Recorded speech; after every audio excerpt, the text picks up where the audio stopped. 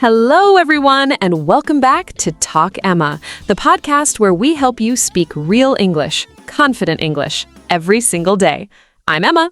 And I'm Jack. Hello, everyone. So happy to be here today. And today, something very exciting and very different. 7 verbs that native speakers use every single day in every conversation, in every situation. But that almost nobody teaches in English classes. Not in textbooks, not in grammar books, not in most courses. Just in real life, in real conversations. And once you start using these 7, your English will sound instantly more natural, more native, more real. And before we start, please subscribe to Talk Emma. New episode every single day. Share this with one friend who wants to sound more natural in English. Okay, 7 verbs. Let's go. Emma, how are you doing today? Really well, actually. I have been wondering about something all morning, though. Oh, what is that? So, yesterday, I was having coffee with Sofia, and she said something that I cannot stop thinking about. What did she say? She said, I reckon Marco fancies her. Really? Marco? I know, and I tend to agree with her, actually, the way he acts around her. I suppose you might be right. I never really noticed. And when I mentioned it to Marco, he said, don't bother, she is not interested. Classic Marco, always pretending he does not care. Always. But did you notice something just now? We used all 7 verbs without even trying. Not 7, only 6. We'll get the 7th one in a moment, but that is today's topic. Because these 7 verbs, they are everywhere in natural English conversation. And today, we explain every single one, simply, naturally, through our real conversation. Let's start. Verb number 1, wonder. And this one I use constantly. Wonder, thinking about something curiously, asking yourself a question, imagining a possibility. For example, I wonder what she meant by that. I'm curious. I'm thinking about it. Or, I was wondering if you could help me. Very polite request. Very natural. And notice, I was wondering if, past continuous, makes requests sound even more polite. I was wondering if we could meet tomorrow. Very soft, very polite, very natural in emails, too. Or try saying, I wonder if it will rain today. Thinking about a possibility. Not sure. Wonder, always about curious thinking, about questions in your mind. And the beautiful thing about wonder, it makes you sound thoughtful, reflective, like you are genuinely thinking about something. Not just I think, but I wonder. So much more expressive. So, Emma, what do you wonder about most? Honestly, I wonder why Marco took so long to notice Sofia. We all wonder that, every single one of us. Verb number 2, reckon. And this one, very British, very casual, very natural.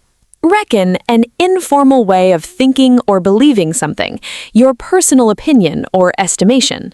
For example, I reckon she's right. I think, I believe, my opinion. Or, what do you reckon? What do you think? What is your opinion? Or something like, I reckon it will take about an hour. My estimation, my guess. Or, do you reckon he'll come? Do you think he will? Reckon. Very casual, very British, very everyday. And it sounds so much more natural than always saying, I think, I believe. Like, I think it will rain, correct, but slightly flat. I reckon it will rain, much more casual, much more natural in conversation. Very expressive, very warm, very real. What do you reckon about today's topic, Emma? I reckon it's one of our best episodes yet. I reckon you are right. Verb number 4, fancy. And this one makes people smile.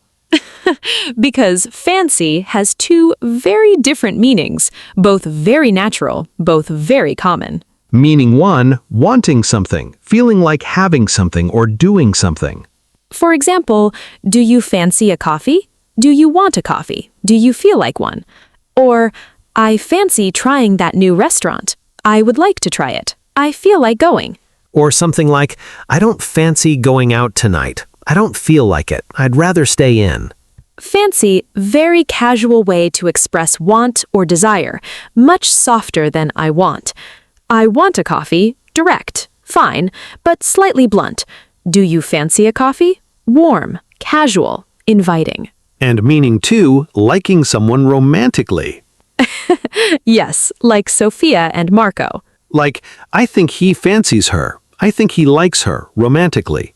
Or she's always fancied him. She's always liked him in that way. Very casual, very natural, very British way to talk about romantic feelings. And native speakers use both meanings constantly. So, do you fancy learning more? I fancy it very much. Let's continue. Verb number 4, suppose. And this one, very versatile. Versatile means able to be used in many different situations, flexible, working well in many contexts. She is a very versatile actor. She can play many different roles, very flexible. And suppose, very versatile indeed. Suppose meaning 1, thinking something is probably true, your best guess. For example, I suppose you are right. I think you are probably right. Or, I suppose it could work. Maybe, probably. I think it is possible. And suppose meaning 2, reluctantly agreeing, not completely happy, but accepting. Like, I suppose we could try. Okay, I'm not completely convinced, but let's try. Or, I suppose so. Yes, but not enthusiastically. Mild acceptance. I suppose so. The most British response to anything ever. It really is. You can hear it in every British conversation, every situation. And suppose meaning 3, making a polite suggestion or request. Like, I don't suppose you could help me. Very polite, not demanding at all. Or, I don't suppose you know where it is. Asking very gently, not expecting too much. I don't suppose, one of the most polite ways to ask for something in English. And native speakers use it constantly, especially British speakers. Do you suppose we should move to verb 5? I suppose we should. Jack, can I ask you something completely random? Always. Do you fancy soup or sandwich for lunch today? I reckon soup. It's cold outside. I was wondering the same thing. I suppose I will have soup too then. 3 verbs, 1 lunch decision. Very efficient. Okay, verb 5. Verb number 5, manage. And this one, very practical, very daily. Manage, successfully doing something, especially something that required effort or was not easy. For example, did you manage to finish it? Were you able to complete it? Did you succeed? Or, I finally managed to call her. I succeeded after trying. I did it eventually. Or try saying, she managed to stay calm throughout. She succeeded in staying calm, despite difficulty. Or, I don't know how he manages it. I'm impressed. How does he do it? Manage, always that feeling of, it was not easy, but I did it. And that's what makes it so expressive, so human. I finished the report. Correct. Neutral. No feeling. I managed to finish the report. There was difficulty, there was effort, but I did it. So much more expressive, so much more real. And in questions, manage is everywhere. Like, did you manage to park okay? Very common, very natural. Or, how are you managing? How are you coping? Are you okay? How are you managing with everything? I know things are difficult. Are you coping okay? Very expressive between 2 friends. Verb number 6, tend. And this one, very elegant. Elegant, Jack. Elegant means graceful, simple, and effective. Beautiful in its simplicity. Something elegant achieves its purpose in a clean and pleasing way. And tend, very elegant way to describe habits and patterns. Tend, something that usually happens. A pattern, a habit, something that is generally true about you or a situation. For example, I tend to wake up early. This is my habit. Usually happens. Or, she tends to overthink things. This is her pattern, her tendency. Or something like, things tend to get better with time. Generally true. Usually happens. Or, he tends to be late. his pattern, his habit. And tend sounds so much softer than always or never. I am always late. Strong, absolute, slightly negative. I tend to be late. Honest, soft, not absolute, more human. Much more natural, much more real.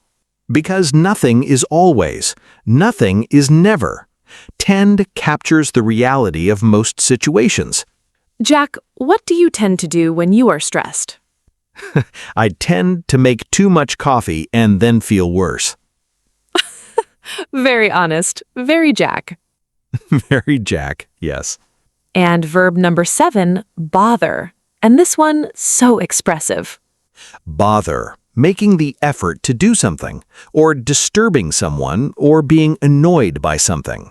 Meaning 1, making effort.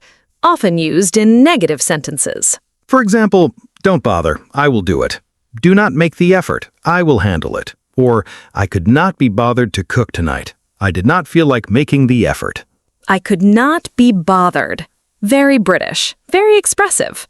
I could not be bothered to go to the gym today. I had no motivation, no energy. Very honest, very relatable. Every native speaker says this constantly. Meaning 2, disturbing or interrupting someone. Like, sorry to bother you. Do you have a minute? Very polite, apologizing for interrupting. Or, I hope I am not bothering you, checking if you are causing inconvenience. Sorry to bother you, one of the most common phrases in English. In offices, in shops, in any situation where you need to interrupt someone politely. And meaning 3, something that annoys or worries you. Like, it really bothers me when people are rude. It annoys me. It upsets me. Or, does it bother you? Does it annoy you? Does it worry you? Or something like, don't let it bother you. Do not let it annoy or worry you. Move on. Very warm, very caring thing to say to a friend. Don't let it bother you. I care about you. This is not worth your worry. Beautiful phrase. Very natural, very human. Now, one complete natural conversation. All 7 verbs flowing naturally, the way real people talk. 2 friends, Saturday morning, catching up over coffee. Emma, I was wondering if you wanted to do something today. I was thinking the same thing, actually. What do you fancy doing? I reckon we should go to that market near the park. I've been meaning to go for weeks. Oh, I fancy that. I don't suppose Sofia wants to come. I asked her, actually. She said she could not be bothered. She tends to stay in on Saturdays. That is true. She tends to have a slow morning on weekends. Did you manage to call her yesterday, by the way? She mentioned you were trying to reach her. I finally managed to get through to her in the evening. We talked for about an hour. Good. And how is she managing with everything? She seemed a little stressed last week. She's okay, I think. I suppose she's just busy with work. I told her not to let it bother her too much. Good advice. Right, shall we go? I reckon it will get busy if we leave it too late. Good point. I wonder if Marco wants to come. I wouldn't bother asking. He tends to say yes and then cancel at the last minute. That is so true. I suppose it's just the 2 of us then. I fancy that, actually. Just us. Much more relaxed. Perfect. Let's go. And did everyone catch all 7 verbs? 7 verbs. 1 Saturday morning conversation. And nothing felt unnatural. Nothing felt forced. Just 2 friends, making plans, talking about life. And 7 verbs doing what they always do in real English. Before we finish, I want to say something. Say it. These 7 verbs, wonder, reckon, fancy, suppose, manage, tend, bother. They are not in most textbooks, not in most courses, not in most grammar books. But they are in every real conversation, every day between every native speaker. Do not just say, "Can you help me?" Say, I was wondering if you could help me. The next time you want to share your opinion, Do not just say, I think so. say, "I reckon so," or "I suppose so." The next time you want to suggest something, Do not just say, "Do you want a coffee?" say, do you fancy a coffee? 7 verbs, 7 new ways to express yourself, 7 steps closer to sounding like a native speaker. Now, let them out in your own conversations, starting today. If today's episode gave you 7 new verbs you'll actually use, Please like this video. subscribe to Talk Emma, Share this with one friend who wants to sound more natural in English. and leave us a comment.